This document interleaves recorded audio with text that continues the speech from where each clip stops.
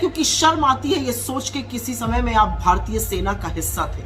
शर्म आती है ये सोचकर कि किसी समय में आप इस देश के शौर्य और पराक्रम की वो वर्दी पहनते थे जिसको पहनकर लोग अपने आप सच बोलते हैं। तो जो अपनी सेना के योद्धा का नहीं हुआ वो किसका सगा होगा? क्योंकि आप योद्धा रह चुके थे, क्योंकि आप भारतीय सेना का हिस्सा थे। कभी सोचा है और कभी पूछा है, हैसियत है आपकी पूछने इसके लिए कि देश के प्रधानमंत्री से उन्होंने चीन को क्लीन चिट क्यों दी? कभी पूछा है मोदी जी से कि 18 बार चीन जाते थे, क्या करते थे वहां जाकर? कभी पूछा है कि जब जाबाजों की शहादत हुई और 20 सैनिकों की शहादत हुई गलवान में, उसका बदला हमने क्या लिया? आप देशद्रोहियों के साथ खड़े हैं और आपने जो घिनौना कृत्य किया है उसने आपको ही नहीं, उस वर्दी को भी शर्मिंदा किया जो आप कभी पहनते थे।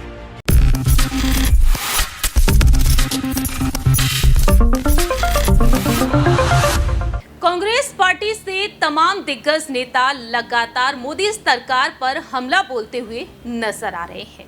इसी लिस्ट में नाम शामिल है कांग्रेस से प्रवक्ता महिला नेता सुप्रिया श्रीनेत का। जी हाँ, सुप्रिया श्रीनेत जो डंके की चोट पर हमेशा ही अपनी बात रखती हुई नजर आती हैं और एक बार फिर से उन्होंने हमला बोल दिया है बीजेपी खेमे पर। नमस्कार, मैं प्रांशी राठौर और आप देख रहे हैं नेक्स्ट 9 न्यूज।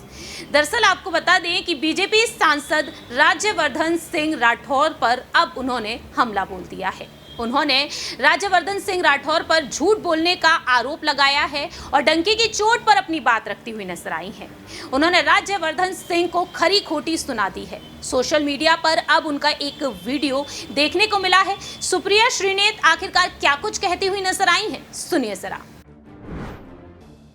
मेरा ये वक्तव्य राज्यवर्धन राठौर जी के लिए है और इसलिए है क्योंकि शर्म आती है ये सोच के किसी समय में आप भारतीय सेना का हिस्सा थे। शर्म आती है ये सोचकर कि किसी समय में आप इस देश के शौर्य और पराक्रम की वो वर्दी पहनते थे जिसको पहनकर लोग अपने आप सच बोलते हैं। आपने 3 दिन पहले लोकसभा में एक वक्तव्य दिया जो निहायत ही घटिया था और जिसमें आपने कोरा सफेद झूठ बोला और ये आपकी संगत का असर है, क्योंकि जिस संगत में आप रहते हैं वहां पर जितना ज्यादा जो झूठ बोलेगा उतना आगे वो जाएगा। झूठ बोलने की सीख और झूठ बोलने का परीक्षण तो खुद गृह मंत्री और प्रधानमंत्री देते हैं, जिन दोनों लोगों ने इस बार सदन में झूठ बोला। पर उनका क्या, एक तड़ीपार थे, जुमलों के बेताज बादशाह हैं। आपने तो कभी भारतीय सेना की यूनिफॉर्म पहनी थी, तो आपको क्या लगता है आप आंख निकाल कर और गला फाड़ फाड़ के जो झूठ बोल रहे थे उसका पर्दाफाश नहीं होगा? लेकिन आपके अंदर हिम्मत की कमी लगी मुझे।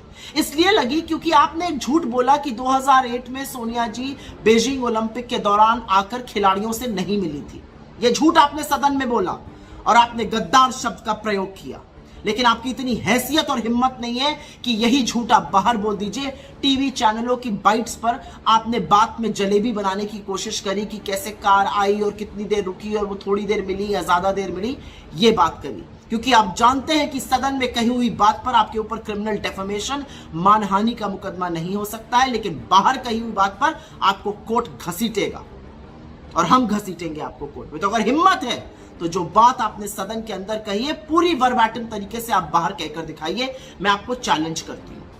लेकिन क्योंकि आपने झूठ बोला, उस झूठ का पर्दाफाश होना जरूरी है। 2008 के बीजिंग ओलंपिक में ना सिर्फ Sonia Gandhi ji games village I थी बल्कि इंडियन ब्लॉक भी आई थी और खिलाड़ियों से मिली थी और उनको कहा था कि आपसे देश बहुत अपेक्षा रखता है, आपको सबको मेरी शुभकामनाएं। और इसकी पुष्टि बॉक्सर विजेंदर सिंह ने करी है, इसकी पुष्टि अभिनव बिंद्रा ने अपनी किताब शॉर्ट एट हिस्ट्री पर करी है कि सोनिया जी वहां पर आई थी।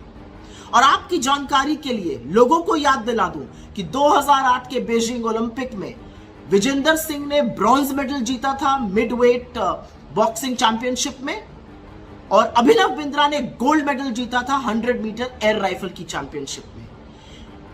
यह वो ओलंपिक था जहां पर 57 भारतीय खिलाड़ियों का एक कंटिंजेंट गया था, 12 स्पोर्ट्स कैटेगरीज में पार्ट लेने, करीब 44 सपोर्ट स्टाफ था और उन लोगों ने पुष्टि की है। तो आपने झूठ क्यों बोला?